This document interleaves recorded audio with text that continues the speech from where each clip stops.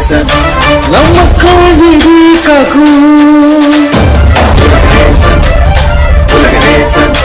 பரபுன்மை வெளிச்சமாகும் தமிழ் மக்கள் மனதில் என்று உலகத் தமிழர்களுக்காக உலாவரும் உங்கள் உலகநேசன் காணத் தவறாதீர்கள்.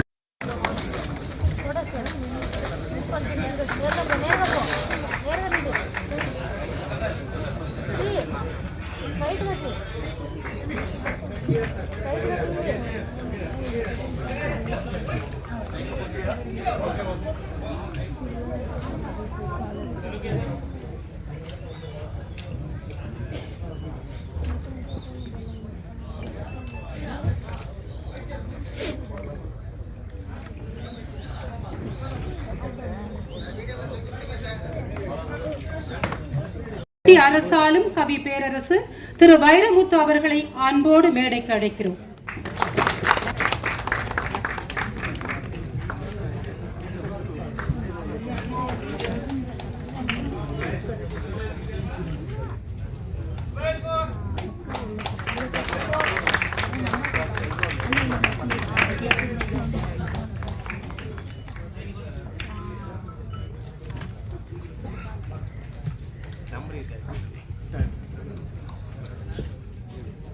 பல வெற்றி திரைப்படங்களை தமிழகத்திற்கு அளித்துக் கொண்டிருக்கின்ற திரையிசையமைப்பாளர் சிற்பி அவர்களை அன்போடு மேடைக்கு அழைக்கிறோம்.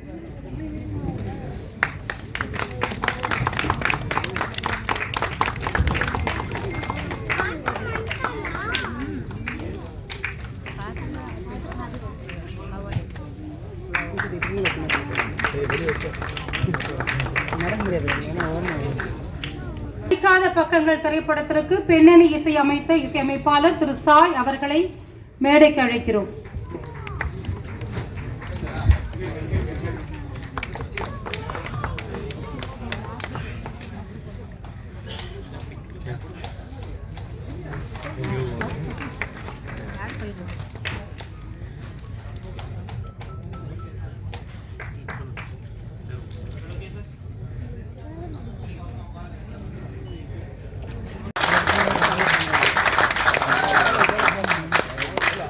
நன்றி.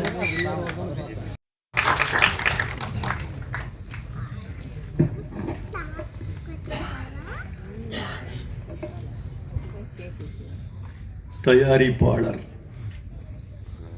முத்துக்குமார் அவர்களே, படிக்காத பக்கங்களின் இயக்குனர் செல்வம் அவர்களே, கதாநாயகன் பிரஜின் அவர்களே, மேடையில் அமர்ந்திருக்கும் கலைஞர் பெருமக்களே, இந்த படத்தின் தொழில்நுட்ப குழுவின் அன்பான கலைஞர்களே, ஊடக உறவுகளே, பாசத்திற்குரிய பத்திரிகையாளர்களே, பெருமக்களே, உங்கள் அனைவருக்கும் எனது அன்பான வணக்கத்தை தெரிவித்துக் கொள்கிறேன்.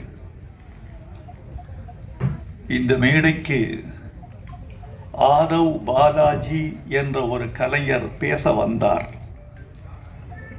அறிவிப்பாளர் அவர் பெயரை சற்றே தடம் மாற்றி ஆதங்க பாலாஜி என்று அறிவித்தார். ஆதவ் பாலாஜி என்பது அவருக்கு இயற்பெயர். ஆனால் திரையுலகத்தின் தற்கால நிலைமை என்ன, கதைகளின் போக்கு என்ன, திரையரங்குகளின் நிலைமை என்ன, தயாரிப்பாளர்களின் கலவரம் என்ன, கலை உலகின் நிலவரம் என்ன என்ற ஆதங்கத்தை கொட்டிவிட்டு போனதனால் அவருக்கு ஆதங்க பாலாஜி என்பது காரணப் பெயராக அமைந்துவிட்டது என்று நாம் கருத வேண்டியிருக்கிறது. அதுதான் உண்மை. இந்த விழாவுக்கு நான் மகிழ்ச்சியோடு வந்திருக்கிறேன். காரணம் என்ன தெரியுமா தோழர்களே? வெற்றி பெற்ற பெருமக்களை வாழ்த்தச் செல்வது இயல்பு. நாம் சென்று வாழ்த்தாமலே அவர்கள் வெற்றி பெறுவார்கள். நம்முடைய வாழ்த்துறை ஒன்றும் அவர்களுக்கு தனியான கிரீடமாகி விடுவதில்லை. ஆனால் யாரை வாழ்த்த வேண்டும் என்றால் வளரக்கூடிய கலைஞர்களை வாழ்த்த வேண்டும், ஆதரவற்ற கலைஞர்களை வாழ்த்த வேண்டும், சாதிக்க துடிக்கிற கலைஞர்களை வாழ்த்த வேண்டும். பழையன கழிய புதியன புகுகிற போது புதிய முகங்களை, புதிய திறமைகளை, புதிய ஆற்றல்களை வரவேற்று வாழ்த்த வேண்டும்.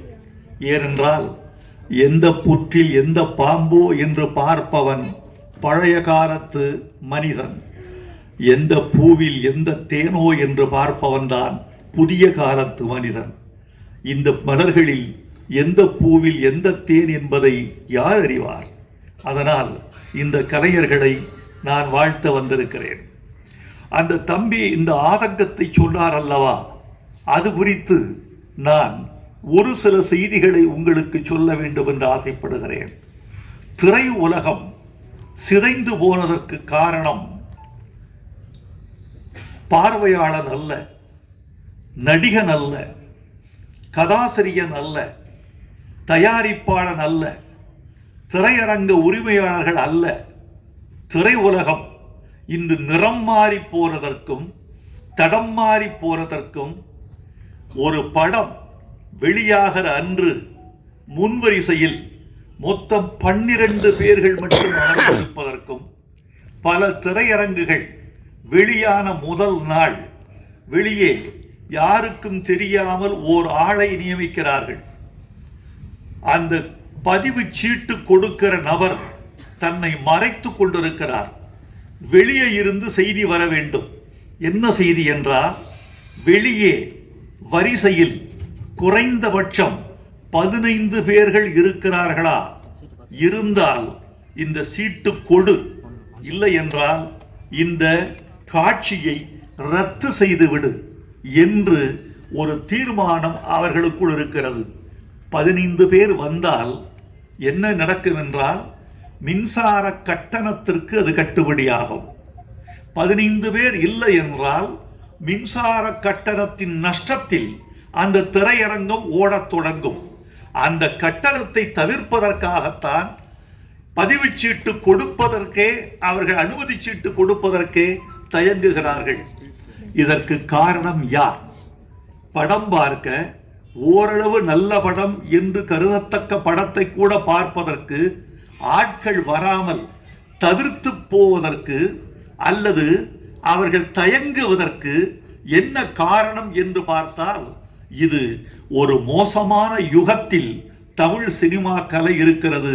அந்த இடம் தொழில்நுட்ப காலம். இந்த தொழில்நுட்பம் என்பது மனிதர்களை, ரசிகர்களை துண்டாடிவிட்டது. கை தொலைபேசியில் ஒரு கூட்டம், கணிப்பொறியில் ஒரு கூட்டம், பிறகு ஹோம் தியேட்டரில் ஒரு கூட்டம், பிறகு திரையரங்கத்தில் ஒரு கூட்டம், ஓடிடியில் ஒரு கூட்டம். மொத்தமுள்ள ஒரு 35 லட்சம் ரசிகர்களை ஒரு 35 பிரிவுகள் துண்டாடிவிட்டன. இந்த 35 பிரிவுகளிலும் வியாபாரம் ஆகிறவன் தான் வெற்றி பெற முடியும். இன்றைக்கு முத்துக்குமார் இந்த படத்துக்கு இட்ட பணத்தை மீண்டும் அவர் கொள்ள வேண்டும் என்றால் என்ன வேண்டும் என்றால், இந்த சினிமாவின் 35 பிரிவுகளிலும் அவர் தன் வியாபாரத்தின் கரங்களை நுழைக்க வேண்டும். ஆக்டோபஸ் போல அத்தனை வியாபார தளங்களிலும் அவர் இயங்க வேண்டும் என்ற ஒரு நிலை இருக்கிறது. அந்த நிலையின் காரணமாகத்தான் தமிழ் சினிமா தடுமாறி கொண்டிருக்கிறது என்பதே தவிர வேறல்ல.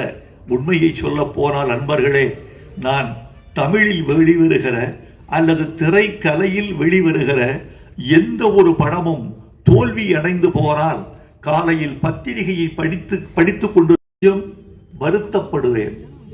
பத்திரிகையை மடித்து வைத்துவிட்டு கொஞ்சம் வானத்தை அண்ணாந்து பார்த்து, இந்த இளைஞர்கள் முதல் படத்திலேயே தோல்வியடைகிறார்களே, இந்த தோல்வியை எப்படி மீட்டெடுப்பது என்று யோசிப்போம். ஏனென்றால் பணத்தின் முதலீடுதான் வேறு வேறே தவிர மற்ற உழைப்பு ஒன்றுதான், திறமை ஒன்றுதான், வேர்வை ஒன்றுதான். இரவு பகல் என்று பாராமல் ஒரு திரைக்கலைஞன் ஒரு சண்டை கலைஞன் படுகிற பாடு கொஞ்சம் நஞ்சமா? ஒரு ஒளிப்பதிவாளன் படுகிற பாடு கொஞ்சம் நஞ்சமா? நடிக்க வருகிற பெண்கள் படுகிற பாடு கொஞ்சம் நஞ்சமா?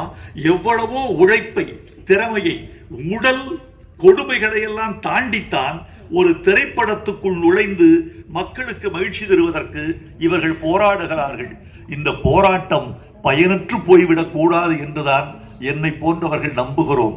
இந்த மாதிரி நிலையில் நான் பாட்டெழுதுகிற போதெல்லாம் சமூகத்துக்கு ஏதாவது ஒரு நீதி, ஏதாவது ஒரு நற்பணி, ஏதேனும் ஒரு சீர்திருத்தம், ஏதேனும் ஒரு பயன் கிட்டாதா என்ற ஆதங்கத்தோடு நான் இயங்கிக் கொண்டிருக்கிறேன்.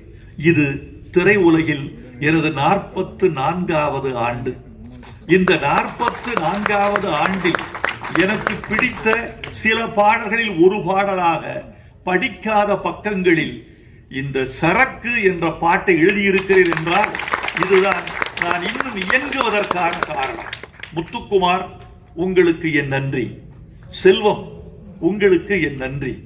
நீங்கள் எனக்கு சுதந்திரம் கொடுத்தீர்கள். அந்த சுதந்திரத்தை இந்தியா அடைந்த சுதந்திரம் மாதிரி நான் தவறாக கையாளவில்லை. நான் அதை சரியாகவே கையாண்டிருக்கிறேன். அதனால்தான் நண்பர்களே உங்களுக்கு நன்றி சொல்ல வந்திருக்கிறேன். எனக்கு முன்னால் நான் சாதாரணம் தோழர்களே. வைரமுத்து என்பவர் நீண்ட காலம் ஓடி வருகிறார் என்பதை தவிர என்னுடைய முன்னோடிகள் பட்டுக்கோட்டை கல்யாண சுந்தரம், மருதகாசி, கவியரசு கண்ணதாசன், உடுமலை நாராயண கவி, கவி KP காமாட்சி சுந்தரம், இன்னும் கூமா பாலசுப்ரமணியம், ஆத்மநாபன், சொல்லிக்கொண்டே போகலாம். இத்தனை பெருமக்களும் தமிழ் பாடலின் வழியாக ஒரு கருத்தை சொல்ல துடித்திருக்கிறார்கள். அதுதான் நிற்கிறது. ஒரு படத்தின் பெயர் மறந்து விடுகிறது, படத்தின் நடிகன் மறந்து போகிறார், நடித்த நடிகைகள் மறக்கப்படுகிறார்கள், தயாரிப்பு நிறுவனம் தொலைந்து போகிறது, தயாரித்த நண்பர் மறக்கடிக்கப்பட்டு விடுகிறார். பாட்டு மட்டும் இருக்கிறது, பாட்டு மட்டும் இருக்கிறது. எத்தனை காலம்தான் ஏமாற்றுவார் இந்த நாட்டிலே என்ற பாட்டு இன்னும் 100 வருடங்களுக்கு பிறகு கூட இசையமைத்தவர் SM சுப்பையா நாயுடு, பாடியவர் TM சௌந்தரராஜன், அதனுடைய பாட்டை எழுதியவர் மக்களன்பன், நடித்தவர் MGR, குதிரையில் இருந்தவர் பானுமதி என்று இந்த உலகம் நினைத்துக் கொண்டே இருக்கும். பாட்டு வரிகளால், இசையால் ஒரு சமூகம் நினைக்கப்படும். இந்த படத்தில் ஒரு முக்கியமான பாட்டு. இந்த சபையில் நீங்கள் எல்லோரும் பேசினீர்கள், சகோதரிகள் பேசினார்கள், நீங்கள் பேசினீர்கள், எல்லோரும் பேசினீர்கள். ஒரே ஒரு வரிக்கு மட்டும்தான் நான் காது குளிர கைதட்டல் கேட்டேன். முத்துக்குமார், நீங்க ரொம்ப நன்றாக சொன்னீர்கள். ஒரு வரி, ஒரு 400 ரூபா கொடுத்தா பழத்தட்டு கிடைக்கும், ஒரு 200 ரூபாய் கொடுத்தா தேங்காய் தட்டு கிடைக்கும், 5000 ரூபாய் கொடுத்தால் தங்கத்தட்டு கிடைக்கும், உங்கள் கைதட்டு மட்டும் கிடைக்காது என்று சொன்னீர்கள். அதெல்லாம் சரி, 5000 ரூபாய் கொடுத்தால் தங்கத்தட்டு எனக்கு கிடைக்குமா? அதை 5000 ரூபாய், ஒரு 5000 ரூபாய் தருகிறேன். 2 தங்கத்தட்டு நீங்கள் இன்னைக்கு தங்கத்தின் விலை 54,465 ரூபாய். ஒரு சவரன், ஒரு சவரன் இப்படி விற்கிற போது 5000 ரூபாய் கொடுத்தால் தங்கத்தட்டு வாங்கிவிடலாம் என்று நம்முடைய முத்துக்குமார் சொல்கிறார் என்றால், முத்துக்குமார் நகைக்கடை வைத்திருக்கிறாரோ தங்கத்தட்டு கடை வைத்திருக்கிறாரோ என்று நாம் கருத வேண்டியிருக்கிறது. நண்பர்களே, உங்களை பார்த்தால் பேச ஆசைதான். இதோ என்னுடைய அருமை நண்பர்கள் ஊடக தோழர்கள் வந்திருக்கிறார்கள். இந்த வெளியீட்டு விழாக்களில் இந்த ஊடகங்களின் மீது எனக்கு பெரிய மதிப்பு உண்டு.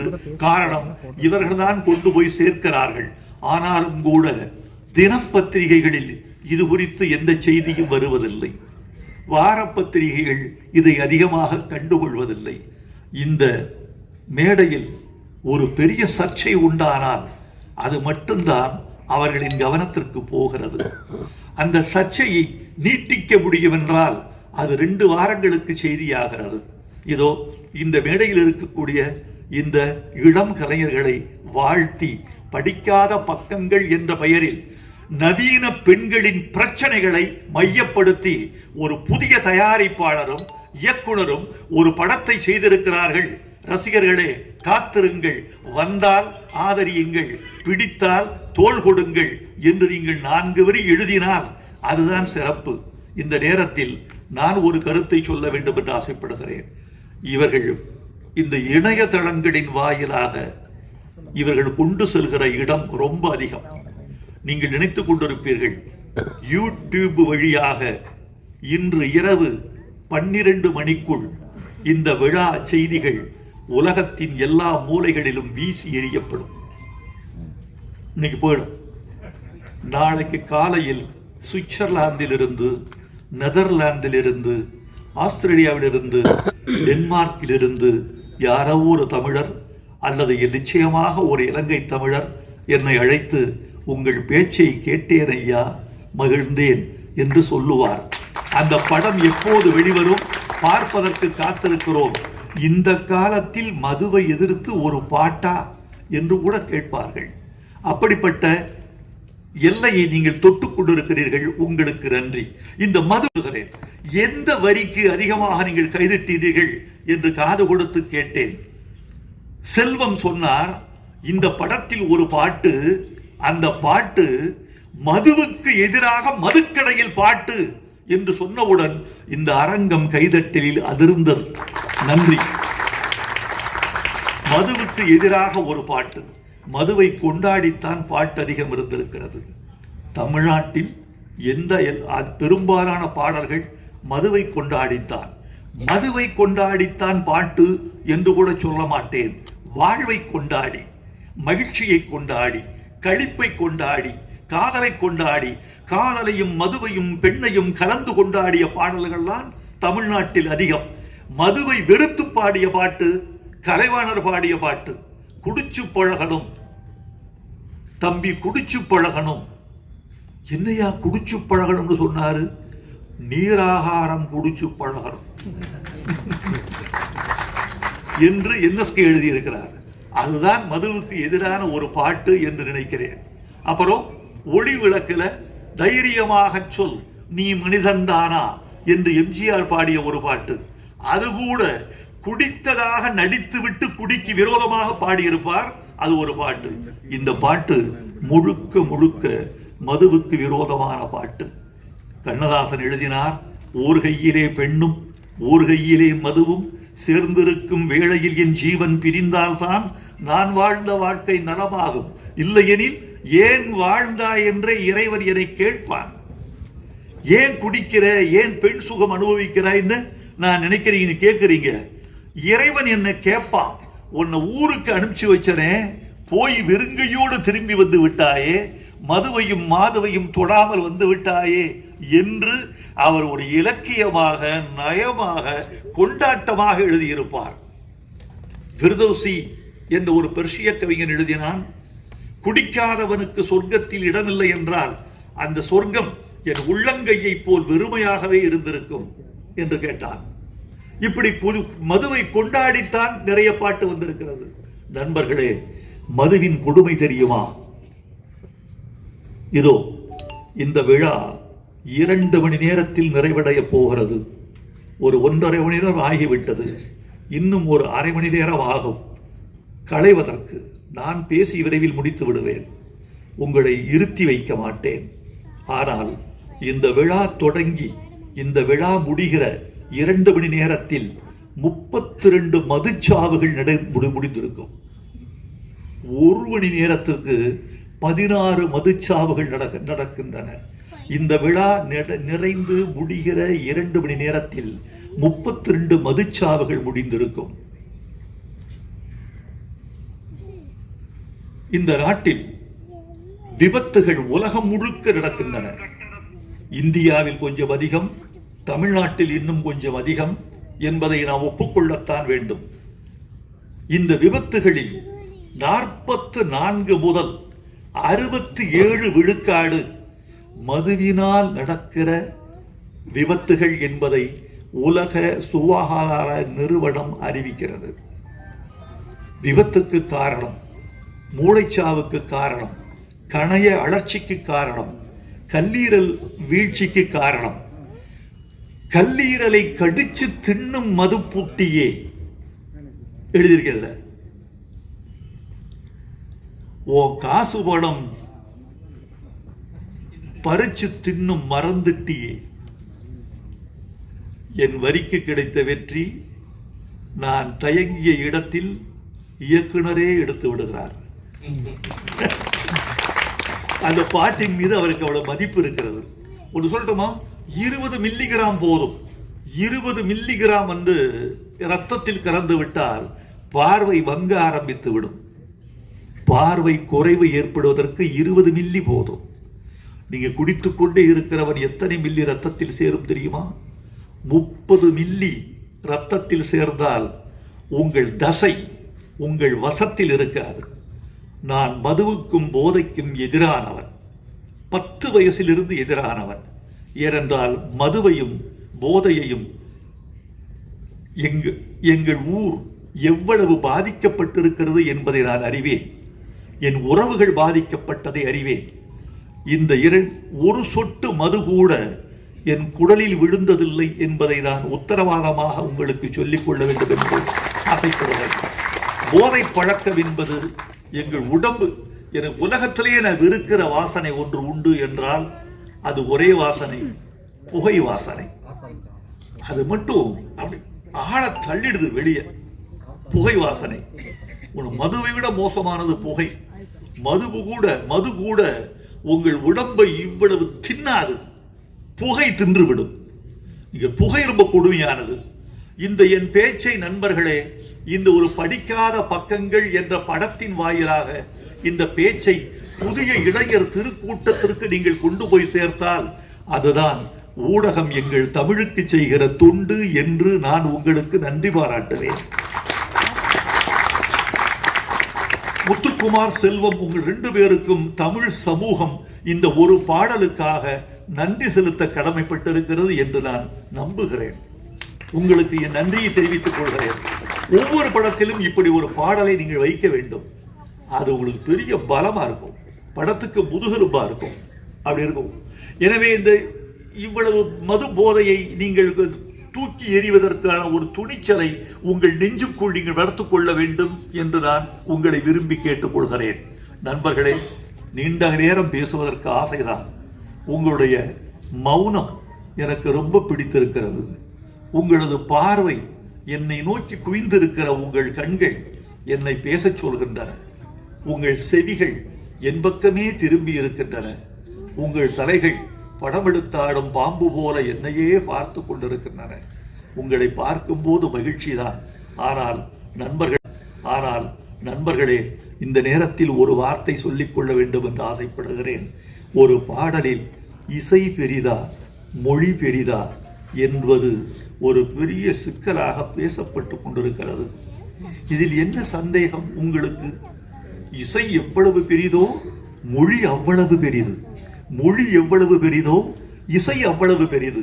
2ம் கூடினால்தான் அதற்கு பாட்டு என்று பெயர். 2ம் கூடினால் அதற்கு பாட்டு. ஆனால் சில நேரங்களில் இசையை விட மொழி உயர்ந்ததாகவும், சில நேரங்களில் மொழியை விட இசை உயர்ந்ததாகவும் திகழுகிற சந்தர்ப்பங்கள் உண்டு. இதை புரிந்து கொள்பவன் ஞானி, புரிந்து கொள்ளாதவன் அஞ்ஞானி.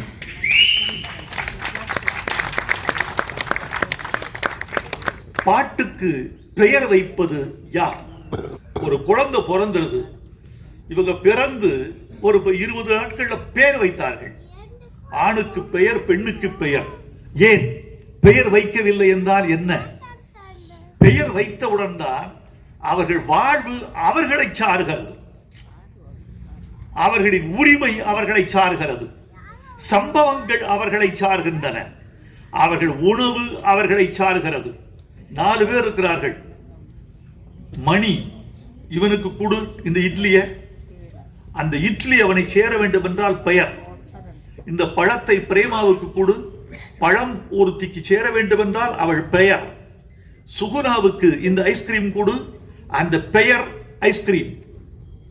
இதோ லட்டு இந்த மோகனுக்கு கொடு, என்று பெயர் சொன்ன உடனேதான் பொருள் உரிமையாகிறது. பெயர்தான் பட்டம், பெயர்தான் பத்திரம், பெயர்தான் சொத்து, பெயர்தான் நீ, பெயர்தான் ஆதார். அது இருந்தால்தான் நீ இந்தியாவில் நீ. பாட்டுக்கு பெயர் வைப்பது இசையா மொழியா? மலர்ந்தும் மலராத பாதி மலர் போல என்று பாட்டுக்கு பெயர் வைத்தது மொழி. சிட்டுக்குருவி முத்தம் கொடுத்து என்று பாட்டுக்கு பெயர் வைத்தது மொழி. மன்மத லீலையை வென்றார் உண்டோ என்று பல்லவியின் பெயரை சொன்னது மொழி. அதற்கு அழகு செய்தது இசை, அதற்கு அபிநயம் செய்தது இசை, அதற்கு சுகம் கொடுத்தது இசை, மறுக்க முடியாது. ஆனால் அந்த பாட்டுக்கு பெயர் சூட்டியது மொழி, அந்த பாட்டை அழைக்க வைத்தது மொழி. ஒரு பாடலை ஹம் பண்ணி யாராவது இந்த பாட்டை பாடுக்குன்னு சொல்லுவாங்களா? இந்த பாடலை இதை பாடுங்க சொல்லுவாங்களா யாராவது? சின்ன சின்ன ஆசை என்று பாடுகள் என்றுதான் சொல்லுவார்கள். எனவே பாட்டுக்கு பெயர் வைத்தது மொழி. அந்த மொழிக்குரிய மரியாதையை இசையும், இசைக்குரிய மரியாதையை மொழியும் பரஸ்பரம் வழங்குகிற போதுதான் கலை வெற்றி பெறும் என்று நான் உறுதியாக நம்புகிறேன். நண்பர்களே, இந்த படம் வெற்றி பெற வேண்டும், வெற்றி பெற செய்ய வேண்டும். இன்னொன்று, நிறைவாக ஒரு செய்தி, நம்முடைய கலையில் என்ன குறைபாடுகள் என்று கலை உலகம் கருதி முடிவெடுத்தால் ஒழிய கலை வெற்றி பெறுவது மக்கள் கையில் என்று நீங்கள் கருதி விடாதீர்கள். அது உங்கள் கையில். நல்ல பொருளாக இருந்தால் எத்தனை ஆண்டுகள் கழிந்த பிறகும் கூட, எத்தனை மண்ணுக்கடியில் கிடந்த பிறகும் கூட, எத்தனை காலங்கள் கடந்த பிறகும் கூட தங்கம் தங்கம்தான், வைரம் வைரம்தான், உயர்ந்த பொருள் உயர்ந்ததுதான். ஒரு 17 நூற்றாண்டுகள் திருக்குறளை தமிழ் சமூகத்தில் காண கிடைக்கவில்லை. 2ஆம் நூற்றாண்டு 3ஆம் நூற்றாண்டுக்கு பிறகு திருக்குறளை தமிழ் சமுதாயம் புழங்கவில்லை.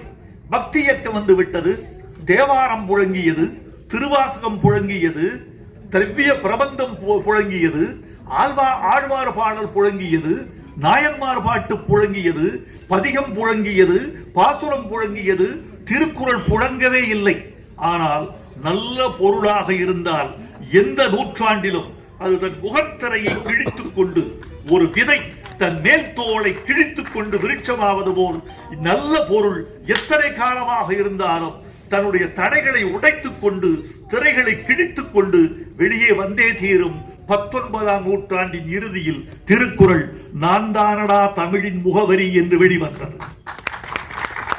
உங்கள் கலை நல்ல கதையாக இருந்தால், உங்கள் கதை நல்ல கதையாக இருந்தால் நிச்சயமாய் உங்கள் புகழ் வெற்றி பெறும், உங்கள் கலை வெற்றி பெறும்.